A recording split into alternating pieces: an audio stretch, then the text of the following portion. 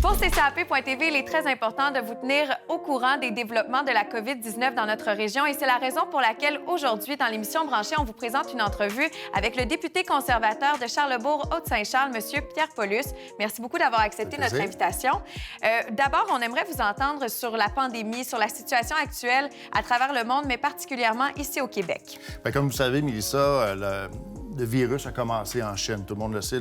Au début, on voyait la situation à Wuhan, dans la région de Wuhan, en Chine. Par la suite, le virus est emmené en Europe, en Italie particulièrement.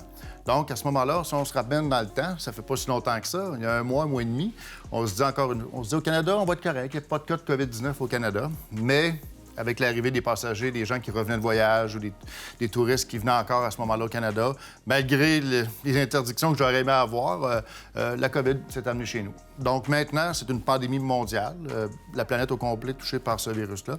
Et il reste qu'encore une fois, actuellement, quand même, au Canada et au Québec particulièrement, on contrôle sensiblement la situation parce que les gens font attention, les gens écoutent les directives. Mais c'est l'économie qui est touchée particulièrement et les gens individuellement, évidemment. C'est peut-être pas le premier réflexe d'aller voir son bureau de comté pour avoir de l'aide, mais il y a des gens qui sont allés à votre rencontre et vous pouvez leur apporter du support. Absolument. On est là pour ça. Vous savez qu'un bureau de député fédéral, c'est pas la première place qu'on peut penser quand on a un problème. Mais il reste que dans le cas actuellement de la pandémie, vu que c'est un contexte international, le fédéral est impliqué dès le début. Si on parle de rapatriement, par exemple, des gens qui étaient partis en voyage, qui étaient comme des groupes de jeunes qui étaient partis au Pérou en expédition scolaire, sont retrouvés dans une situation où ils devaient revenir rapidement au Canada. Et c'était difficile. Donc, j'ai parlé dès les premiers temps, par Facebook, par différents moyens, informer la population. Vous pouvez contacter mon bureau, on peut vous aider. Et c'est ce qui est arrivé dès le début. Donc, on a eu différents cas de rapatriement. Également, beaucoup de questions. Les questions sur les considérations financières. Lorsque le gouvernement du Québec a décidé de fermer les entreprises obligatoirement, les gens sont inquiétés avec raison. Donc, encore une fois, les différents programmes fédéraux qui s'en venaient, les gens avaient des questions. Donc, on était là pour répondre à ces questions-là. Vous avez aussi des beaux dénouements, des histoires positives malgré la crise actuelle?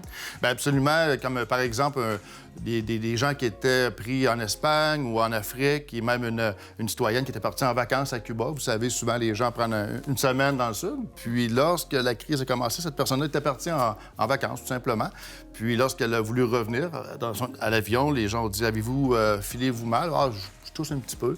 Donc, elle a été rejetée de l'avion, carrément, remise dans les mains des Cubains qui parlent seulement espagnol. Donc, via une amie, j'ai été mis en contact avec elle. J'ai réussi à lui texter par texto, à rentrer en communication avec elle. Là, le premier soulagement, c'est « Wow, mon député qui me contacte. » Puis par la suite, on a fait des démarches, on l'a aidée. Puis là, maintenant, elle est revenue chez elle à Lac-Saint-Charles. Elle est très heureuse de ça. Vous pouvez aussi aider les citoyens et les entreprises pour les différentes prestations. Oui, bien, comme vous le savez, la prestation canadienne d'urgence qui est mise en place depuis lundi, le 6 avril, et qui est disponible pour tout le monde, qui est admissible au programme, et le programme pour entreprises. Les entrepreneurs vont pouvoir avoir une subvention de 75 % des salaires des employés qui sont en activité. Donc, c'est des demandes. S'il y a une difficulté quelconque, vous pouvez nous contacter à notre bureau. On pourra vous aider à faire le cheminement. Évidemment, les gens ne peuvent pas venir vous rencontrer directement. Il y a des mesures qui sont obligatoires, qui doivent être respectées, même dans ces cas-ci. Comment on peut vous joindre? Est-ce que c'est facile de le faire par courriel ou téléphone? Absolument. Écoutez, le bureau demeure disponible. Nous sommes ouverts tous les jours, du lundi au vendredi, mais rejoignable en tout temps, soit par courriel à pierrepaulus@commercialparle.gc.ca ou par téléphone à 418-624-0022. On va vous répondre le plus rapidement possible. On est là, on assure un service continu. Dans les semaines qui ont passé, mais aussi celles qui vont venir, il va y avoir beaucoup d'ajustements dans votre travail. Vous vivez déjà des grands changements. Comment ça se passe du côté d'Ottawa? Bien, comme vous savez, normalement, on est à Ottawa pour voter des lois, différents règlements, lois qui sont applicables, sauf que là, actuellement, avec la crise, le Parlement est arrêté. Donc, pour nous, ce qui est le plus important, c'est de mettre en place les mesures d'aide financière aux citoyens. C'est pour ça que je suis allé, il y a 2 semaines, à Ottawa pour voter. On avait un groupe de 35 députés qui ont été rappelés. J'ai été un des chanceux à avoir été rappelé par le Parti conservateur pour aller négocier et faire des ajustements et voter le premier budget de 112 milliards pour les chèques qu'on va recevoir. L'argent qui va être émis par le programme canadien d'urgence, ça vient de ce vote-là. Par la suite, il y a encore des mesures à être votées pour les entreprises qui vont se faire cette semaine. Est-ce que vous auriez quelque chose à dire aux citoyens qui nous écoutent? Comment vous voyez l'avenir avec la situation de la COVID-19? Est-ce qu'il y a des mesures qui, selon vous, sont encore plus importantes à respecter? Et ça, comme vous le savez, la première chose à faire, c'est de respecter les règles mises en place. Je sais que c'est parfois difficile de toujours être obligé de rester à la maison, mais c'est la chose à faire si on veut éviter les contacts. Moi, je me permets d'être avec vous aujourd'hui parce qu'on a des communications à faire, il faut parler aux citoyens.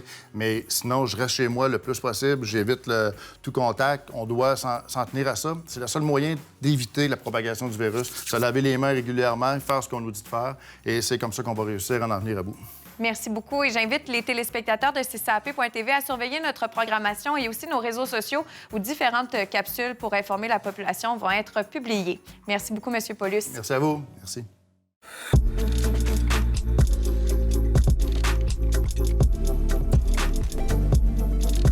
On vous présente maintenant l'actualité de CCAP.tv, mais aussi toute l'actualité télé de notre territoire.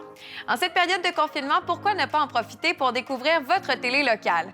Nous vous rappelons que le contenu est disponible non seulement sur le web dans la section archives, sur notre chaîne YouTube, sur la vidéo sur demande, ainsi que sur la plateforme CCAP Go. Pour vous aider, voici un top 10 des séries à écouter.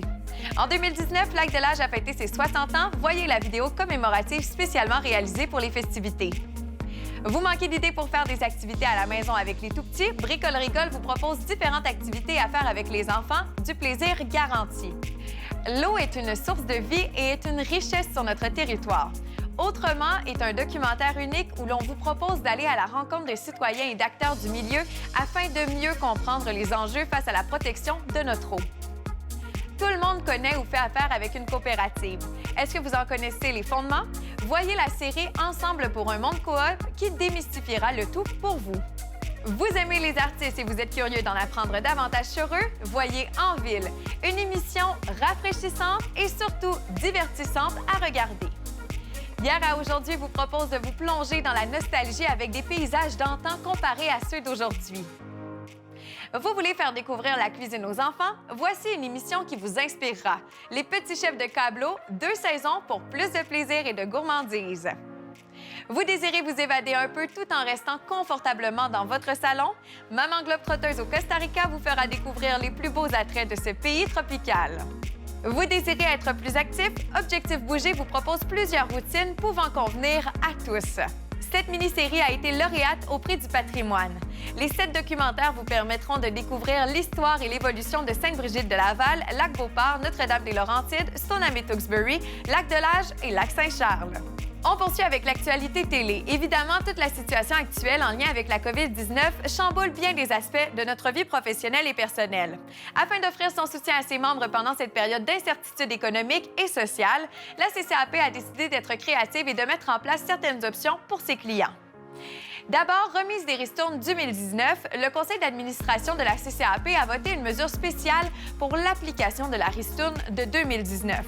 Normalement applicable uniquement pour l'achat d'équipements à la CCAP ou remboursable 10 ans après leur date d'émission, la ristourne de 50 $ accordée aux membres en novembre 2019 a quant à elle été ajoutée en crédit au compte de tous les membres qui ne l'auraient pas déjà utilisé, réduisant ainsi leur solde courant ou celui de leur prochaine facturation. Au total, c'est plus de 900 000 $ que la CCAP a choisi de remettre à ses membres pour leur démontrer son support. Prenez note que cette mesure est automatique et ne requiert aucune action de votre part. Toujours afin de démontrer sa solidarité, la CCAP vous offre 2 mois d'abonnement sans frais au service de Super Écran ou Crave, plus Movies, plus HBO. Une belle promotion qui vous permet de profiter de plusieurs chaînes en français et en anglais pour visionner des séries et des films. Pour profiter de cette promotion, les clients peuvent s'abonner au service via leur espace client, via leur terminal numérique, en syntonisant les canaux 801 à 809 ou encore en contactant le service à la clientèle par téléphone au 849-7125. Nous rappelons aussi que plusieurs chaînes sont actuellement en débrouillage et ce jusqu'à la fin du mois d'avril. Pour consulter la liste complète, visitez la section débrouillage du site de la CCAP.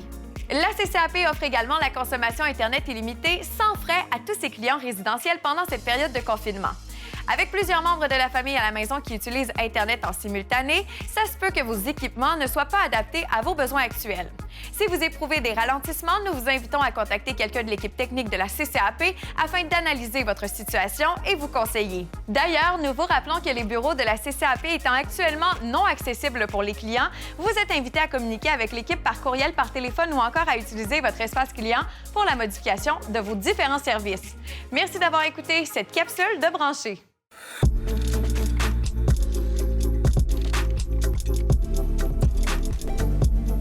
C'est le moment de faire le tour de ce qui se passe dans la MRC de la Jacques-Cartier. Pour savoir les derniers développements en lien avec la COVID-19 sur le territoire de notre MRC, surveillez le www.mrc.jacques-cartier.com ou encore la page Facebook de la MRC. Notez que les bureaux de la MRC sont fermés au public jusqu'à nouvel ordre. Toute l'équipe demeure toutefois disponible pour vous. Vous pouvez les contacter par téléphone au 418 844 21 60 ou encore par courriel au mrcjc@mrc.jacques-cartier.com. La SDE de la Jacques-Cartier est là pour vous aider. Vous êtes un travailleur autonome ou encore un entrepreneur, n'hésitez surtout pas à contacter l'équipe de la Société de développement économique de la Jacques-Cartier. Elle pourra vous aider à traverser cette période très difficile. Les membres de l'équipe sauront vous guider à travers les différentes mesures gouvernementales annoncées. Contactez l'équipe dès maintenant par courriel au jcartier@mrc.jacques-cartier.com. Il y a de l'aide d'urgence aux petites et moyennes entreprises disponibles.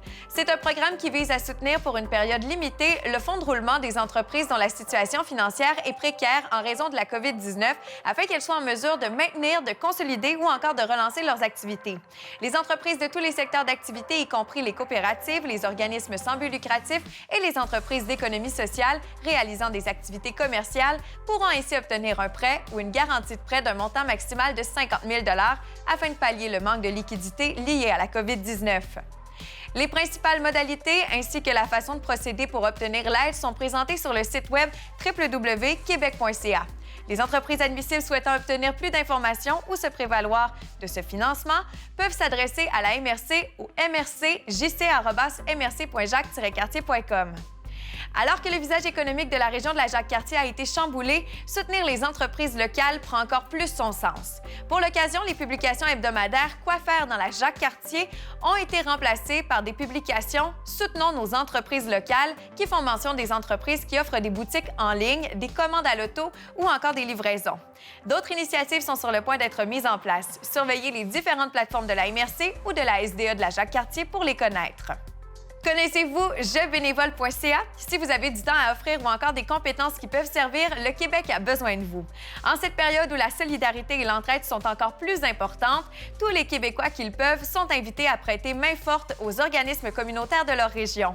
Rappelons que plusieurs organismes communautaires doivent maintenir leurs services essentiels, particulièrement pour venir en aide aux personnes les plus vulnérables. Inscrivez-vous sans tarder au jebénévole.ca pour donner votre nom et aider vos concitoyens. La MRC profite de cette tribune pour rappeler à ses citoyens de rester à la maison, pas de déplacement et pas de sortie, sauf si c'est absolument nécessaire. Si vous sortez, assurez-vous de garder une distance de 2 mètres. Dès votre retour à la maison, lavez bien vos mains avec du savon pendant au moins 20 secondes. Par ailleurs, rappelons que le Mont Wright et les Marais du Nord sont fermés au public. Et finalement, jugé comme service essentiel par le gouvernement, le transport collectif de la Jacques-Cartier demeure en service selon les horaires réguliers. Des mesures préventives à bord des véhicules ont été instaurées et les autobus sont désinfectés quotidiennement par le transporteur. Si la situation dicte de nouvelles mesures, la MRC en informera ses usagers dès que possible sur son site Internet ou via ses pages Facebook.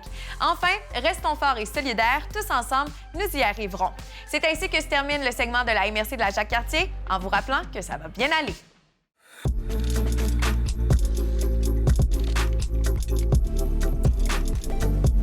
Plus jeune, j'aimais ça jouer à ma vie d'adulte. J'imaginais toutes les professions possibles, de vétérinaire à politicienne, d'artiste à entrepreneur d'une grande business.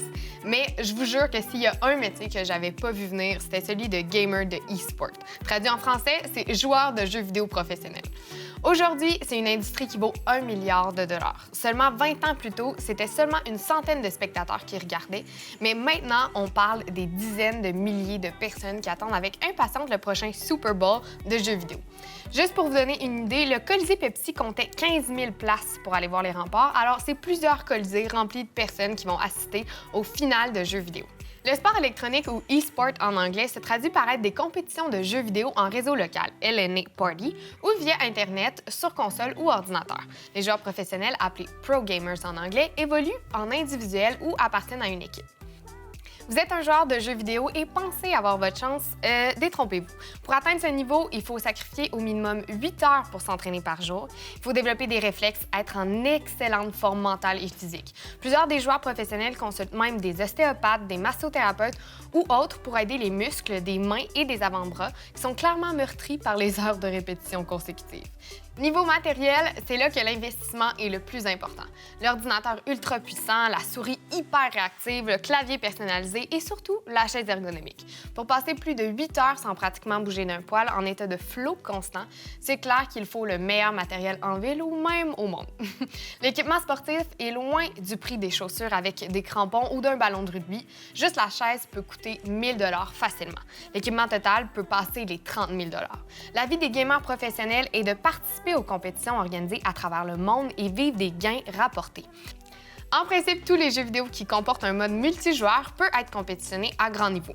Mais dans les faits, quelques jeux sont plus pratiqués. StarCraft 2, Hearthstone, Call of Duty, FIFA, Shootmania, Storm, Counter-Strike, Dota 2 et League of Legends sont les favoris du Super Bowl du e-sport. Les premiers tournois ont commencé en 1997 avec la création de la Cyber Athlete Professional League et la première compétition à partir du jeu Quake. Les tournois professionnels les plus largement reconnus sont ceux de la Cyber Athlete Professional League, des World Cyber Games ainsi que de la Electronic Sport World Cup. Au milieu des années 2000, les prix à gagner des compétitions internationales d'e-sport les plus importantes montaient à plusieurs millions de dollars. Un record a été atteint en 2015 durant la compétition de International dédiée au jeu Dota 2. C'est plus de 18,4 millions de dollars de gains et plus de 6,6 millions pour l'équipe gagnante. Et oui, tout ça, c'est la réalité. Le e-sport est loin de partir, même que c'est juste un début. Au Québec, il existe la Fédération des sports électroniques du Québec. Il y a même l'Académie de e-sport de Montréal. C'est à la rentrée scolaire de 2019 que Montréal e-sport, l'entreprise qui chapeaute l'Académie, a proposé en partenariat avec plusieurs écoles un programme de concentration compétitif. Au menu de la formation sur le support électronique, des compétitions, mais aussi des activités physiques et une étude des saines habitudes de vie. Le programme, qui ressemble pas mal à un sport-études, est offert au coût de 2 500 $ par an. Pour plus d'informations, vous pouvez vous rendre sur montrealesportacademy.com. Au final, êtes-vous plus team bâton hockey ou souris d'ordinateur? Laissez-moi savoir si vous êtes excité par la grande montée en popularité de ce sport ou si vous préférez les bons vieux sports de contact dans le vrai monde comme le basketball, hockey, football, rugby, etc. Discutez avec nous en commentaire de cette vidéo ou via notre site internet ccap.tv.